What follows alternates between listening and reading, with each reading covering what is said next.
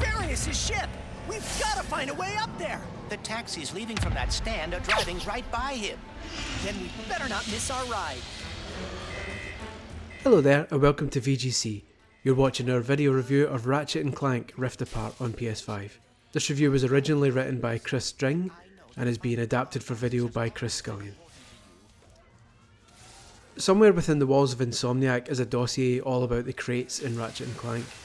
The crates are found in almost every area of the game and filled with collectible bolts.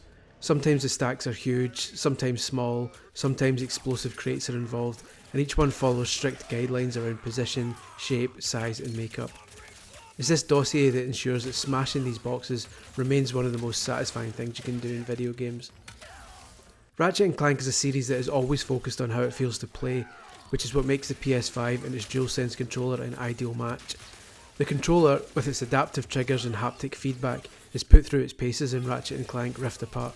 The sensation of firing the game's various ludicrous weapons differs significantly from one to the other, whether it's the crack of electricity, the force of explosive, or the gentle sprinkling of weaponised moss. The surfaces too have an impact on the game's rumble, from pacing over soft snow, running down hard surfaces, or scampering through grass. The game just feels wonderful. The feedback really complements the audio too. We play primarily with the 3D audio headset, but even with the basic TV setup and DualSense speaker, the combination of rumble and audio is really convincing. As for the adaptive triggers, they're used for firing weapons, with a slight squeeze resulting in one attack and a full press delivering something a bit more significant. The game's battles are so hectic and fast paced that it's easy to default to hard presses and you'd be forgiven for getting the functionality exists. Of course, the game makes use of more than just the DualSense, but let's start at the beginning. Ratchet & Clank Rift Apart is the first fully original game in the series in almost 8 years. There was a genuinely excellent PS4 remake of the original in 2016, but this game follows on directly from the series last seen on PlayStation 3. The story centres around the Dimensionator, a device that was previously destroyed in the 2007 masterpiece Ratchet & Clank Tools of Destruction, and allows people to jump through dimensions. Clank has fixed the weapon as a gift for Ratchet, who hopes to use it to find his lost people, the Lombaxes. Of course, things immediately go awry when the comically rubbish villain Dr. Nefarious shows up and the Dimensionator explodes, causing the walls between dimensions to break down and sending our heroes into a new universe. It's here where we meet Rivet, a female Lombax who's doing battle with a Nefarious all of her own. What follows is a game that alternates between characters as they fend off dinosaurs, funny robots, greedy space pirates and little annoying green things.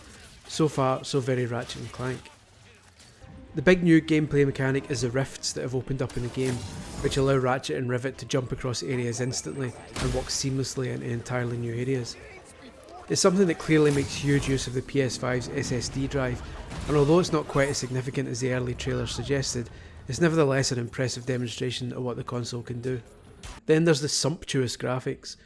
Ratchet & Clank has often been compared to Pixar for its impressive cinematic visuals, and it continues to go toe to toe with the big Hollywood animations. It's a colourful and busy game, with gunfights happening in the distance, ships dropping enemies in front of you, dogfights going off overhead and civilians cowering in corners. In fact, the visuals, audio, rumble and movement can feel a little disorientating to begin with, a bit like playing in VR for the first time. We mentioned the way the game moves there because traversal is one of the best things about Rift Apart, with a few tricks borrowed from Insomniac's other hit series, Spider-Man. There's wall running, zip into dimensional rifts, hover boots that allow you to race through areas at speed, rail grinding and mid-air dashes. Some of these were in previous games, but they're so much faster here, and like with everything in this game, they feel fantastic. Much like previous Ratchet & Clank games, the game switches gears repeatedly. One minute you're racing through the swamp on the back of a snail, then shooting down enemy ships, then jumping through a portal to complete a platforming challenge, then leaping into another to partake in a game of 3D lemmings, then taking control of a digital spider to kill a computer virus, then leaping across rails to avoid an angry giant robot. It's relentless, and this variety extends to tone and setting. In a number of levels, Ratchet and Rivet can switch dimensions at certain points to discover an alternate version of that world. In one memorable level, a busy combat-heavy station has a broken and abandoned counterpart, complete with an unkillable monster that stalks the halls. 1 second you're in Die Hard, and the next you're in Alien. If it helps, I just found out there's another dimension where Bleezar's still intact. It's a joyful, varied game, and there are a plethora of little gems to discover too. Perhaps taking further notes from the Spider-Man team, the game is filled with references to past games, and one memorable side quest features numerous nods to other famous PlayStation titles. It's these little details that will delight the game's more ardent fanbase. We sound effusive in our praise for Rift Apart, and it is an exhilarating ride, but it's not perfect. Although much of the game is polished to perfection, there are a few moments which could do with a bit of extra TLC, including one prolonged battle against lava creatures and a somewhat confusing flying segment. The platform challenges are a little too easy, some levels stretch on too long, and outside of aesthetic differences, Ratchet and Rivet are effectively identical with the same moves and weapons. And this is very much a Ratchet and Clank game. Look back at reviews for any previous entry and you'll see similar sentences to the ones we've used here.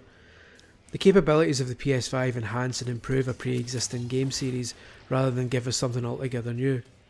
This isn't a bold reinvention for Ratchet and Clank, but the same relentless, varied, sometimes funny, always charming, fun action game, only with some fancy new tricks and a higher price tag. As long as you go in with that expectation, you'll have a blast. Mad respect for hiring us, but we're...